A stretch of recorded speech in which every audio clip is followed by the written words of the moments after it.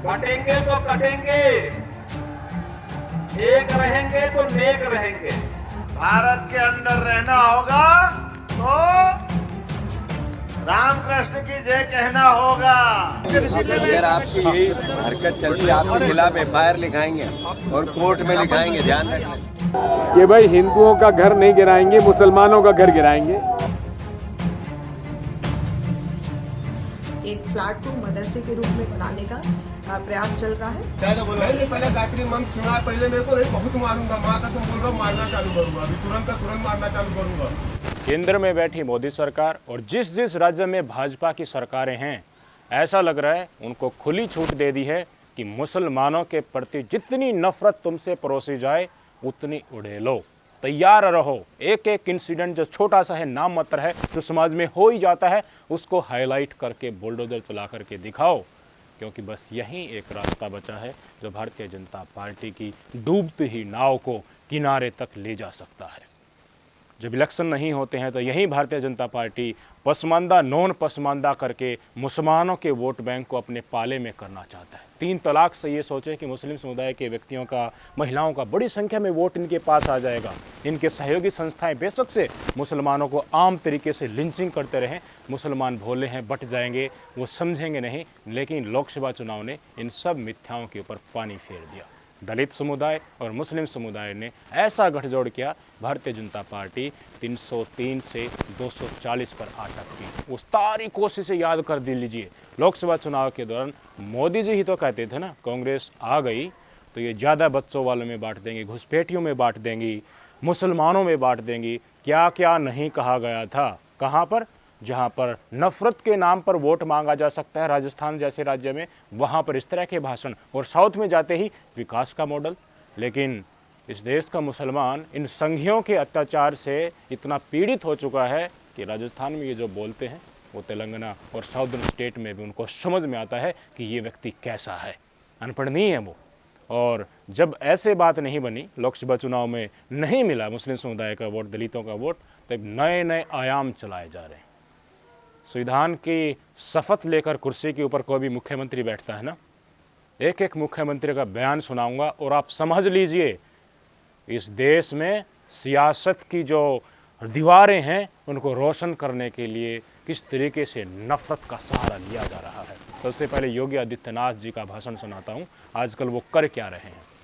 सीधे तौर पर उनका कहना है कि एकजुट रहेंगे, एक रहेंगे, नेक रहेंगे, सुरक्षित रहेंगे, बटेंगे तो कटेंगे। उनको फिलिस्तीन नज़र आता है लेकिन उनको बांग्लादेश में जो हो रहा है वो नज़र नहीं आता। मतलब पता चल गया होगा ना इशारा किसकी तरफ है। तो ये भाषण सुनिए उनका।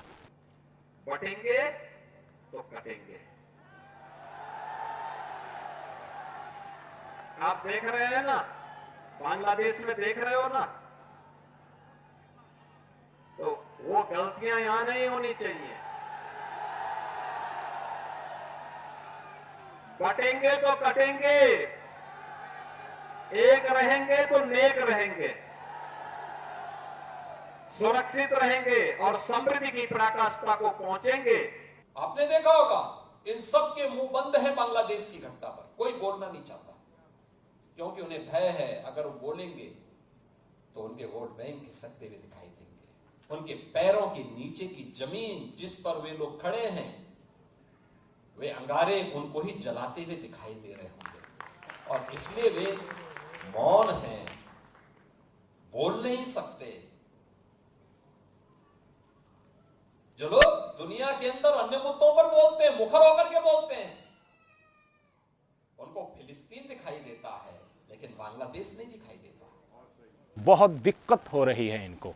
दलित और मुसलमान समुदाय जब संघियों के तथाकथित कुछ लोगों की कुर्सी हड़पने की उस राजनीति से परेशान होकर लोकतांत्रिक और संविधान तरीके से चलने वाली पार्टियों को वोट दे रहे हैं तो बर्दाश्त इनको नहीं है। किसी भी तरीके से ये जातीय जनगणना की तरफ नहीं ले जाना चाहते उत्तर प्रदेश की जनता को, देश की जनता को। ये नहीं चाहते कि दलित और मुस्लिम समुदाय M और Y फैक्टर जो बड़ी तादाद में उत्तर प्रदेश के अंदर योगी आदित्यनाथ के खिलाफ जा रहा है, वो सपा या इंडिया गठबंधन की तरफ जाए। दिक्कत बहुत ज़्यादा हो रही है। अभी लोकसभा चुनाव में जो उत्तर प्रदेश में बड़ी संख्या में हार मिली ना, सबसे ज़्यादा तड़फ तो योगी जी ही की है।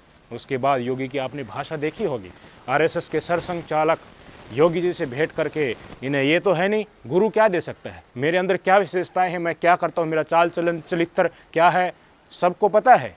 ऐसे ही मोहन भागवत जी का पता है। तो योगी के सर के ऊपर हाथ टेकर वो कोई उनको फूकनी तो बजाएंगे नहीं कान में, क्या ही शिक्षा दी होंगी। उसके बाद भाषा योगी आदित्यनाथ की क्या चल रही है आप सबको पता है। इनको लग रहा है कि नहीं ये किसी और ही कारण हुआ है, ये वोट बैंक जो इंडिया गठबंधन के तरफ गया है ये किसी झूठ या विपक्ष के द्वारा एक फेक नैरेटिव फैलाया गया उसके कारण हुआ है। मुसलमान समुदाय और दलित समुदाय एकजुट होकर हमसे दूर जा ही नहीं सकता। हमने तो देखी इतनी ज़्यादा नफरत परोसी थी, हमने तो राम मंदिर बनाया था, हमने तो चुनाव के दौरान ये कहा था कि इंडिया गठबंधन वालों की सरकार आ गई तो वो गौकसी कराने की छूट देंगे, यही योगी जी कह रहे ना। और लेकिन देखिए हार गए, बड़ी संख्या में सीटें चटक गई। अब उपचुनाव आ रहे हैं, आगामी विधानसभा चुनाव भी आएंगे उत्तर प्रदेश में। उत्तर प्रदेश की कुर्सी चली गई तो मोदी जी को इस्तीफा देना ही पड़ेगा, कोई संकोच उसमें नहीं है। इसलिए पहले ही फील्डिंग की जा रही है। कैसे की जा रही है? नफरत फैलाओ और लड़ाओ हिंदुओं को मुसलमानों से, हिंदुओं को डराओ कि देखिए हमारे साथ ही आप सुरक्षित हैं। और विपक्ष ने जो नैरेटिव चला रखा है जातीय जनगणना वाला और पीडीए नाम से कि यार सारे दुखी अलग अलग घाट पर बैठे हो, एक ही जगह पर आ जाओ, आओ अपनी विपदा सुनाओ और उसका समाधान निकालते हैं। और इंडिया गठबंधन उसको स्वीकार कर लेता है, उनको सॉल्यूशन देने की कोशिश करता है। हर वर्ग की पीड़ित है उनसे मिलकर प्रैक्टिकली जो बताते हैं इंडिया गठबंधन वाले, उस पर दलित और मुस्लिम समुदाय के लोग विश्वास करते हैं कि हाँ ये लोग कर सकते हैं। लेकिन इनके ऊपर विश्वास देश की जनता को नहीं रहा। अब ये तो उत्तर प्रदेश का हाल है। अब मैं हिमंता बिस्वा शर्मा असम के मुख्यमंत्री हैं, आजकल बंगाल में हुड़दंग कराने का शायद टेंडर इन्होंने ही ले रखा है। एक बलात्कार की घटना हुई है, बड़ी निंदनीय घटना है, ऐसा नहीं होना चाहिए था। लेकिन बलात्कार की घटना तो दूसरे प्रदेशों में भी हो रही है। उत्तर प्रदेश में 2 दिन पहले खबर आई थी, 2 लड़कियों के पेड़ से लटका रखे थे 100, आज फिर खबरें आ रही है 2 लड़कियों की फिर से 100 लटका रखे हैं। लेकिन बलात्कार बांग्लादेश में हो, पश्चिम बंगाल में हो, वही बलात्कार होता है। राम राज्य और बीजेपी सरकार में हो उसकी कोई गिनती नहीं, चाहे वो महाराष्ट्र हो या फिर उत्तर प्रदेश हो या मध्य प्रदेश हो। आदिवासी दलित मुसलमानों के साथ ये तो भाजपा शासित राज्य में होता ही रहता है, वो कौन सी बड़ी बात है। लेकिन ममता बनर्जी के राज्य में नहीं होना चाहिए, तो वहाँ पूरा टेंडर इन्होंने उठा रखा है। धमकी दे रहे हैं ममता बनर्जी को। और असम के बारे में इन्होंने स्टेटमेंट दिया। वहाँ के मुख्यमंत्री ने क्या कहा है कि मैं मियाँ की लैंड यहाँ पर नहीं बनने दूंगा। मियाँ क्या करते हैं, पहले यहाँ आते हैं, ज़मीन खरीदते हैं, दूसरे लोगों को बुलाते हैं, फिर बीफ खाने लगते हैं और इसके चलते हिंदुओं को पलायन करना पड़ता है। काफ़ी बड़ी संख्या में इन्होंने जगहों का नाम भी बताया। इनका स्टेटमेंट सुन लीजिए। प्रथम एजन सोमाई लय আৰু এজন সোমোৱাৰ পিছতে তাতে বিশেষ ধৰণৰ বন্যপ্ৰাণী এটা বা বিশেষ ধৰণৰ প্ৰাণী এটা খোৱা আৰম্ভ হয়, তেতিয়া ওচৰৰ মানুহবোৰ নিজে আঁতৰিব আৰম্ভ কৰে। ই এটা পুৰা পেটাৰ্ণ হয়। প্ৰথমতে গাঁৱত এজন মানুহ সোমাই ল'ব, 2জন মানুহ সোমাই ল'ব, তাৰ পিছত তেওঁলোকে ক'ব নালাগে যে তাতে গো ভক্ষণ আৰম্ভ হয়। লাহে লাহে আমাৰ মানুহবিলাক নামঘৰত যোৱা মানুহ, ধৰ্মত যোৱা মানুহ, ঘৰত আলোচনা আৰম্ভ হয় যে ইয়াত কেনেকৈ থাকোঁ। লাহেকৈ তেওঁলোক ওলাই আহিব আৰম্ভ কৰে। বৰপেটা মঙলদৈত এইবিলাকে ঘটনা ঘটি আছে।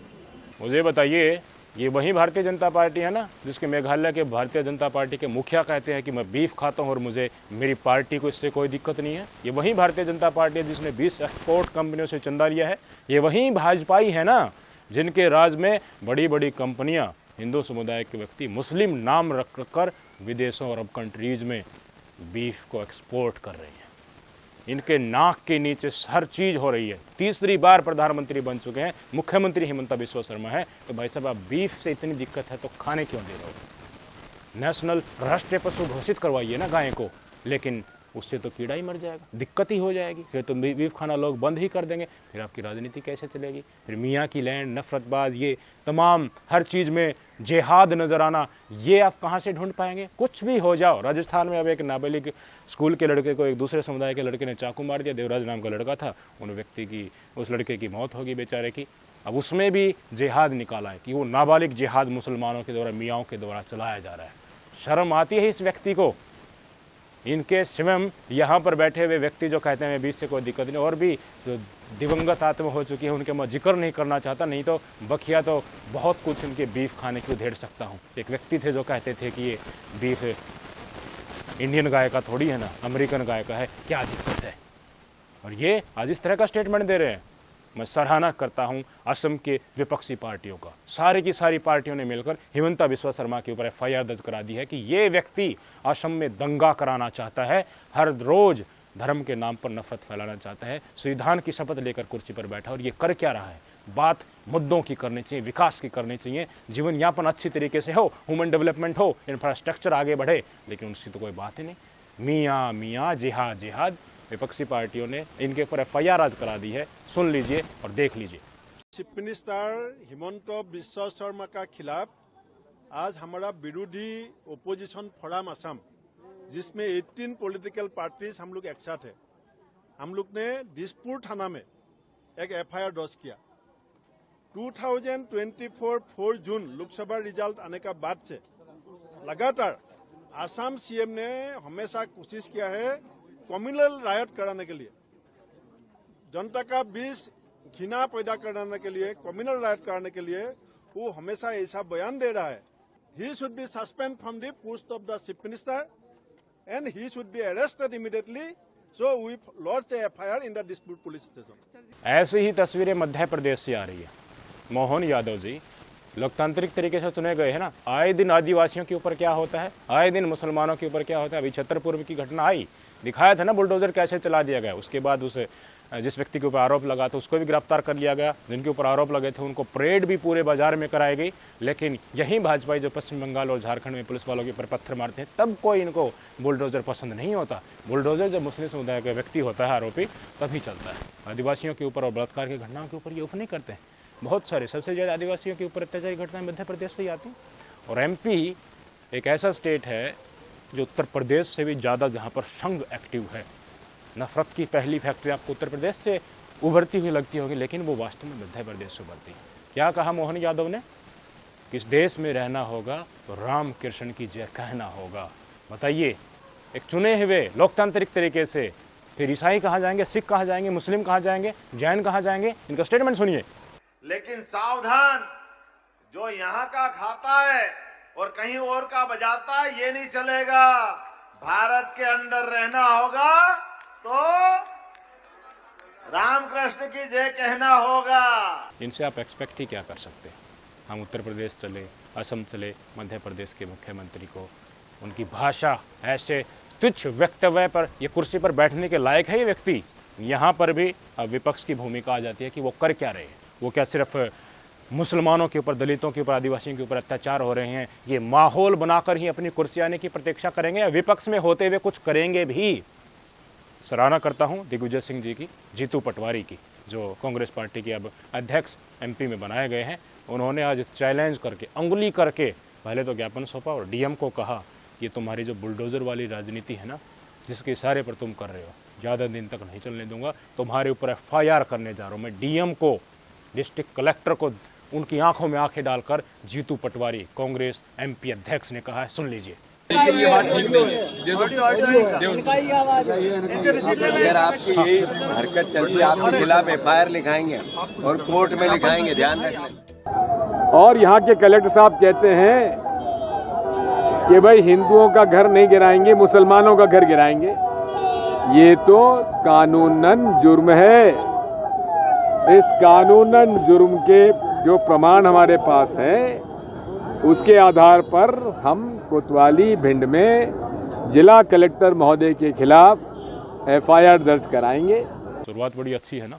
असम से भी आ रही हैं खबरें, मध्य प्रदेश से भी आ रही है, और राजस्थान वाले और UP वाले, उनका भी नंबर आएगा। अखिलेश यादव और इंडिया गठबंधन वाले से हम एक्सपेक्ट करते हैं कि आप ये प्रतीक्षा मत कीजिए कि आदिवासियों के ऊपर, मुसलमानों के ऊपर, दलितों के ऊपर अत्याचार होते रहे। हम उनके नाम पर माहौल बनाते रहेंगे। जनता में ये दिखेगा कि बहुत अत्याचार BJP सरकार ने कर दिया और फिर हमारी कुर्सी आ जाएगी और फिर हम उनका सोल आउट करेंगे। नहीं, जिस तरीके से MP और असम की तस्वीरें आई हैं, मैदान पर उतरिए, अत्याचार के खिलाफ आवाज़ उठाइए। यही काम विपक्ष का होता है। सिर्फ माहौल एंटी सरकार के हो वही बनता रहे और आप उसमें वाकपटुता करके अपने पक्ष में माहौल बनाते रहें कि इनकी वजह से ये हो रहा है, हम आएंगे तो ये नहीं होगा।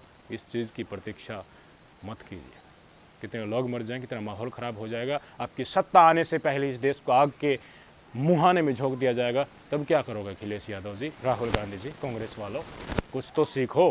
कुछ इंसिडेंट मैं दिखाना चाहूँगा, मुझे बहुत बुरा लग रहा है, मैं दिखाना नहीं चाहता था, क्या करूँ, लेकिन हमारा समाज इन संघियों के इन वक्तव्य से, मोदी से लेकर योगी, हिमंता बिस्वा शर्मा, मोहन यादव, सारे भाजपाइयों, नीचे जितने सहयोगी संगठन, नफरतबाज IT सेल, गोदी मीडिया, इन सब के द्वारा हमारे समाज का बनाया क्या जा रहा है। उत्तर प्रदेश के बरेली में लेकर चलता हूँ। सबनम नाम की एक मुस्लिम महिला ने एक इलाके में, इलाका तो देखिए सबका ही होता है, वहाँ हर तरह के लोग रह सकते हैं, लेकिन हिंदू समुदाय के लोग रहते थे। सबनम नाम की मुस्लिम महिला ने मकान खरीद लिया। आपत्ति होगी भाई चारों तरफ लोगों को। सामूहिक पलायन का पोस्टर सभी हिंदू समुदाय के लोगों ने अपने घर के ऊपर लगा दिया।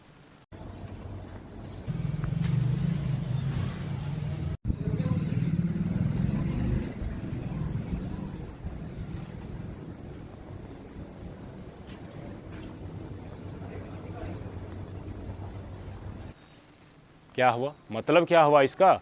मतलब यही हुआ कि हमारे पड़ोस में मुसलमान होना ही नहीं चाहिए। बेशक से हम टीवी के ऊपर इधर उधर भाईचारे की बात कर लेंगे, लेकिन हमारे अंदर, जोरों के अंदर प्रमुखता से कीड़ा दिखता है ना, वो थोड़ा थोड़ा हमारे अंदर भी है। यही मतलब हो ना, मुसलमान जहाँ है वहाँ ठीक रहें, हमारे बीच में मत आएं। कहाँ लेकर जाओगे मुसलमानों को? देश के कॉर्नर में शिफ्ट कर दोगे, फिर से इस देश का विभाजन करोगे? ये सोच कैसे डेवलप हुई? मुसलमान बीफ खाते हैं इसलिए, और लोगों को भी बाद में बुलाएंगे, बाद में हिंदुओं को पलायन करना पड़ेगा। कौन कह रहा था? असम का मुख्यमंत्री। वो टेलीविज़न पर चलता है, टेलीविज़न से कानों और आंखों में पहुंचता है, और यही बात दिल में बैठ जाती है। और मुसलमान दिखते ही भाई यहाँ से चले जाओ तुम। किराए पर मकान लेने के लिए आते मुस्लिम समुदाय के व्यक्ति, चाहे वो बेशक से कितना बड़ा सेलिब्रिटी, उनकी छवि कितनी ही छाप हो, वो भाईचारे को मानने वाले लोग हैं, मकान किराए पर मिलता नहीं है। ये भी घटनाएँ आ रही हैं। क्या समाधान है? फिर एक ही कॉर्नर में कर दोगे हर स्टेट में, जितने मुसलमान इस तरफ चले जाओ, और फिर कहोगे कि ये है मिनी पाकिस्तान। हमें तो सहयोग करना चाहिए ना, हम तो आम जनता हैं। आम हिंदू, आम मुसलमान बुरा नहीं है, चुनिंदा लोग दोनों तरफ हैं जो खराब होते हैं, कट्टर होते हैं, उसके चलते पूरे समाज को पीड़ा होती है। वो धीरे धीरे आगे कानून मजबूत होगा तो सब सीधे हो जाएंगे। लेकिन आप देखिए, राजनीति आपको चलाना चाहते हैं और आप चल रहे हैं। इतना ही नहीं, गाजियाबाद, उत्तर प्रदेश गाजियाबाद में लेकर चलता हूँ। हम हनुमान चालीसा का पाठ कराते हैं और किसी का पाठ कराते हैं, हवन कराते हैं। ऐसे ही मुसलमान समुदाय के व्यक्ति कुरान का पाठ कराते हैं। गाजियाबाद के एक फ्लैट में लेकर चलता हूँ, एक लड़की बीमार थी, उनकी माता जी ने मुस्लिम समुदाय के कुछ व्यक्तियों को ही बुलाया। हम हवन करते हैं, पाठ करते हैं, तो बुलाते हैं ना आसपास से, रिश्तेदारी से, पास पड़ोस जानकार वालों के, आ जाओ यार पाठ होगा, ज़्यादा व्यक्ति होंगे तो अच्छा होता है इसमें। ऐसे ही मुस्लिम समुदाय के लोगों को और कोई बुला लिया गया, कुरान का पाठ कराया गया। साइड वाले पहुँच गए, अंदर घुस गए कि परमिशन के बिना तुम ये क्या कर रहे हो? मदरसा की ट्रेनिंग चल रही है, मदरसा बनाने की कोशिश हो रही है। मुस्लिम समुदाय की महिला की बच्ची बीमार थी, कुरान पाठ कराया। ये तस्वीरें देख लीजिए। और फिर हुआ क्या? मारपीट हुई, झगड़ा हुआ। जो गेट पर ही रोक लिया गया, जो गार्ड था सोसाइटी का, उनको शिकायत की गई और गार्ड के साथ भी मारपीट हुई, इंसिडेंट ये हुई। फिर पुलिस ने कहा है कि देखिए ऐसा मामला था, मदरसे वाली कोई बात ही नहीं थी, वहाँ पर सब शांतिमय तरीके से लोगों को समझा दिया गया है। आप दोनों स्टेटमेंट सुन लीजिए। कोई भी चीज़ है उस चीज़ को पहले मेंटेनेंस को इन्फॉर्म करें कि फलाना यहाँ पे प्रोग्राम होने जा रहा है या कुछ भी ऐसा प्रोग्राम है, उसके बाद आप जो है कोई भी कार्यक्रम करें। अगर आप लिखित में नहीं दे सकते तो कम से कम मेंटेनेंस को इन्फॉर्म तो करें ही करें। अगर आप सोसाइटी में 2 मिनट में है ना। चित्रावन सोसाइटी थाना क्रॉसिंग रिपब्लिक क्षेत्र के गार्ड के द्वारा लिखित तहरीर थाना पे उपलब्ध कराई गई, जिसमें उसके द्वारा आरोप लगाया गया कि उसके साथ कुछ लोगों के द्वारा मारपीट की घटना कारित की गई। साथ ही इस संबंध में एक ट्वीट भी वायरल हो रहा है सोशल मीडिया पे, जिसमें आरोप लगाया जा रहा है कि चित्रावन सोसाइटी में एक फ्लैट को मदरसे के रूप में बनाने का प्रयास चल रहा है। इस संबंध में तत्काल व्यापक रूप से थाना पुलिस के द्वारा मौके पर जाकर जांच की गई, जिसमें सीसीटीवी फुटेज और लोगों के बयान आदि के द्वारा ज्ञात हुआ कि चित्रावन सोसाइटी में रहने वाली एक महिला के द्वारा कुछ लोगों को अपने घर में कुरान का पाठ करने के लिए बुलाया गया था, चूंकि उसकी बेटी बीमार रहती है, इसलिए उसके द्वारा इस तरह का पाठ कराया जा रहा था। इस दौरान सोसाइटी के लोगों के द्वारा उसके घर में आकर के इस संबंध में आपत्ति प्रकट की गई कि बिना परमिशन के इस तरह का कि घर में कार्रवाई की जाना उचित नहीं है। मुझे बताइए, हम जा क्या रहे हैं? ये तो मुसलमान समुदाय की बात है। जाते जाते मैं एक वीडियो और दिखा देता हूँ, आज तो सब कुछ दिखाई देता हूँ और कंसेप्ट आपको बता देता हूँ मेरा समाज जा क्या रहा है। भगवा पहने 2 बाबा जी आते हैं, उनसे पूछा जाता है कि तुम बताओ, गायत्री मंत्र सुनाओ, हनुमान चालीसा सुनाओ। गायत्री मंदिर के लिए बोला तो वो बाबा जी बोला चाय पिला दो पहले। यही होता ना बाबा जी साधु हमारे हिंदू समुदाय के, वो तो बेचारे मांगते ही फिरते हैं, जो दे दे उससे स्वीकार कर लेते हैं। तो क्या हुआ भाई साहब, गायत्री मंत्र वो सुनाने लगा, ओम भूर्भुवस्सुः। अलग अलग जगह के अलग अलग लैंग्वेज होते हैं और बाबा जी यहाँ का वहाँ पहुँच जाए, वो तो पूरे देश में भ्रमण करते रहते, कोई ज़रूरी नहीं। हर जगह जहाँ जहाँ सामूहिक कार्यक्रम होते हैं धर्म के, वहाँ पर भी जाते रहे। वो बिल्कुल सही सुना रहा था गायत्री मंत्र, लेकिन उन्होंने उच्चारण करना ही शुरू किया। लठों से दोनों बाबा जी को भरे मार्केट में, अपने दुकान पर आया था उसकी दुकान पर मांगने के लिए, दुकान से मारते हुए सड़क तक भरे बाजार में हमारे साधु भाइयों को, हमारे साधु बाबाओं को पीटते हुए हिंदू समुदाय का व्यक्ति लेकर गया। गायत्री मंत्र सुना, 100 रुपया दूंगा तुझे। हाँ भाई सुना, पक्की बात। हाँ सुना चाहे तो बोलो। मैंने पहले गायत्री मंत्र सुना, पहले मेरे को नहीं, बहुत मारूंगा, माँ कसम बोल रहा हूँ, मारना चालू करूंगा अभी, तुरंत मारना चालू करूंगा। गायत्री मंत्र सुना पहले, सुना जल्दी। वो मेरे ख्याल में यार गायत्री मंत्र आपका है, आप ऐसे यार संतों को भगवान देते हैं, सुनाओ तो भगवान। बात तो सुनो, मार दूंगा अभी 2 मिनट मेरी बात तो सुनो यार। 100 रुपया दूंगा। हाँ गायत्री मंत्र सुनाओ, गायत्री मंत्र सुनाओ, 100 रुपया दूंगा, सुनाओ जल्दी। ओम ब्लूम भवे शिवाय।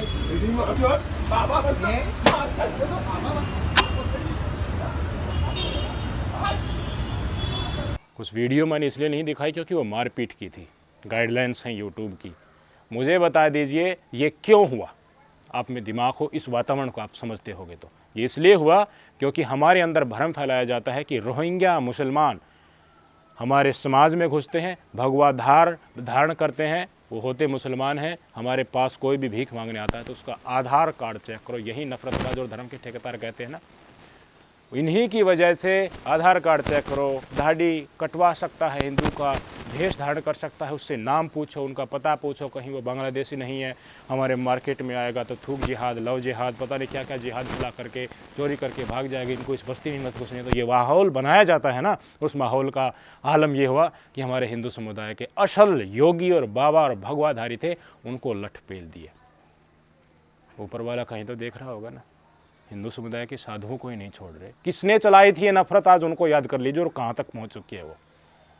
मैं कहता हूँ ना, नफरत की कोई बाउंड्री नहीं होती। आज मुसलमानों के ऊपर, कल दलित, परसों आदिवासी और तरसों हमारे हिंदुओं के ऊपर ही आ जाए, अचरज मत करना।